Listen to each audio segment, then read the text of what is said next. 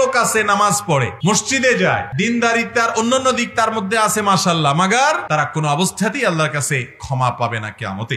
বাবা মা ভাই বোনের হক নষ্টকারীর শাস্তি কি? জমির হক নষ্টকারীর শাস্তি কি? বাবা মা ভাই বোন তাদের হক যে নষ্ট করবে, সে বান্দার হক নষ্টকারীদের মধ্যে সবচেয়ে শীর্ষস্থানে দাগী আসামি এবং বড় অপরাধী। অনেক লোক আছে নামাজ পড়ে, মসজিদে যায়, দিনদারিতার অন্যান্য দিক তার মধ্যে আছে মাশাআল্লাহ, মাগার বাপের সম্পদ মায়ের সম্পদ থেকে ভাইকে ঠিক মতো দেয় নাই, বোনেরটাকে মেরে দিয়েছে, আছে না নাই? বাবার ন্যায্য অধিকার আদায় করছে না, তার ভরণ পোষণ দিচ্ছে না, মায়েরটা দিচ্ছে না, বা তাদের সাথে সদাচরণ করছে না। মনে রাখবেন, রাস্তার ডাকাত, রাস্তায় চুরি করা ছিনতাই করা মানুষ যতটা অপরাধী হবে, এই লোকের অপরাধের মাত্রা কোনো কোনো ক্ষেত্রে তার চেয়ে বেশি হবে। কেন বেশি হবে বুঝেন। নবী করিম সাল্লাল্লাহু আলাইহি ওয়াসাল্লাম বলেছেন, ইন্নামাস সাদাকাতু আলাল মিসকিনি সাদাকাহ, সাধারণ গরিব মানুষকে দান করলে শুধু দানের সওয়াব পাবেন। ওয়াস সাদাকাতু আলা যিল কুরবা সিলাতুন ওয়া সাদাকাতুন, আপনি যদি আপনার নিকট আত্মীয়কে দান করেন ডাবল সওয়াব পাবেন, দানের সওয়াব, আত্মীয়তার বন্ধন রক্ষা করার সওয়াব। ঠিক একই ভাবে এবার আসেন, রাস্তার মানুষের হক নষ্ট করছেন, গুনাহ একটা হবে, আর আত্মীয় স্বজনের হক নষ্ট করছেন, নিজের আপন ভাই বোনের হক নষ্ট করছেন, গুনাহ কয়টা হবে? দুইটা। এক হলো আত্মীয়তার বন্ধন নষ্ট করলেন, আর একটা হলো তার হক নষ্ট করলেন। ভাইরা আমার, যারা অন্যের সম্পদ বক্ষণ করে, আল্লাহ তাআলা কোরআনে কারীমে বলেছেন যে তারা তাদের পেটে সম্পদ ঢুকায় না, জাহান্নামের আগুন ঢুকায়। অতএব বেঁচে থাকার চেষ্টা করবো তো ইনশাআল্লাহ।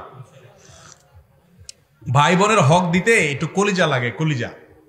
অনেক লোক আছে ভাই বোনের বাবা মার সম্পদে ভাই বোনের যে ন্যায্য হক আছে এটা হিসাব করে দিতে রাজি না।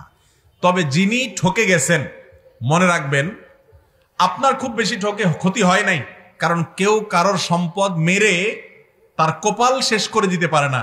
কত ভাই বোন দেখবেন যে তাকে তার ভাই বোনরা হক নষ্ট করেছে, আল্লাহ তাকে লক্ষ লক্ষ কোটি কোটি টাকা ঠিকই দিয়ে দিয়েছে, আছে না নাই? অতএব আল্লাহর প্রতি ঈমান রাখবেন এবং আপনি সবর করবেন। আর যারা হক নষ্ট করেছে তারা কবিরা গুনাহকারী, ফাসিক, তওবা করে হক ফিরিয়ে না দিলে তারা কোনো অবস্থাতেই আল্লাহর কাছে ক্ষমা পাবে না কিয়ামতে। যারা এখনো অসভ্য, ভাষাহীন, সভ্যতার থেকে বাইরে, তাদের ব্যাপারে আল্লাহর ফয়সালা কি হবে?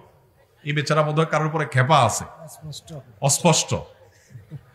দেখেন, ইমানদার কখনো মুখ খারাপকারী হবে না। নবী করিম সাল্লাল্লাহু আলাইহি ওয়াসাল্লাম বলেছেন, লাইসাল মুমিনু বিত্তাআনি ওয়ালাল লাআনি ওয়ালাল ফাহিশ ওয়ালাল বাযী, ইমানদার কখনো গালিবাজ হবে না, কথায় কথায় মুখ খারাপ, এটা ইমানদার করবে না। অনেক যুবক আছে আজকাল, বন্ধু বান্ধব মজা করতে করতে গালি দেয়, এক দোস্ত আরেক দোস্তর অমুকের বাচ্চা বলে গালি দেয়, এটা নাকি মজা।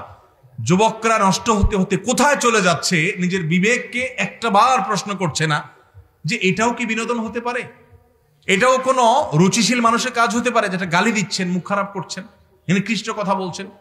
তো ভাইরা আমার, কোন মানুষ যদি কথায় কথায় খারাপ কথা বলে, গালিগালাজ করে, বদদুয়া দেয়, লানত আলাত করে, তাহলে এটা সে ভালো মুসলমান না হওয়ার আলামত। আল্লাহ আমাদেরকে বেঁচে থাকার তৌফিক দান।